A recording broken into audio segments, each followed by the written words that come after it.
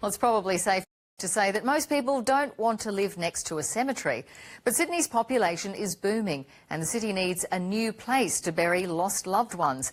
After a long fight, a controversial new multi-faith mega cemetery has been approved in the city's southwest. But some people are dead against it. These rolling hills at Varroville near Campbelltown are set to soon become a final resting place for some. This will be like no other cemetery that's actually ever been constructed in Australia. The developer's artwork doesn't show graves or headstones, but the multi-faith cemetery will feature more than 130,000 plots, and its proponent says they're needed.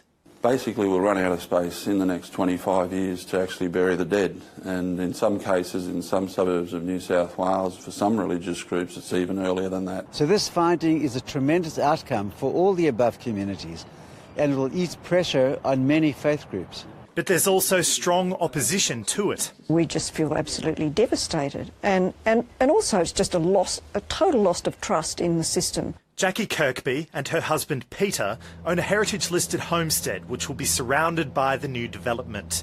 They've been fighting against the project for years and say they'll push back against the approval. Surrounded, engulfed by it, 360 degrees. Within 10 metres of our boundary, we will have graves, within 10 metres of our boundary. The application to build a cemetery here was submitted to the local Campbelltown City Council for approval in 2017.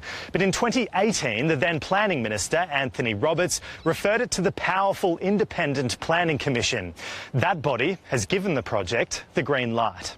The local council is against the project and believes it should have been left to make the decision. We're elected as councillors to protect the interests of the residents of this area, not some outside body who wants to come in and buy up land. I believe that these decisions are important to community, and the community should have their say through the elected representatives. The Planning Department says the Commission is made up of individuals with considerable qualifications and expertise in a diverse range of planning-related fields. Work on the cemetery is expected to begin within 6 months. Jonathan Hare, ABC News, Sydney.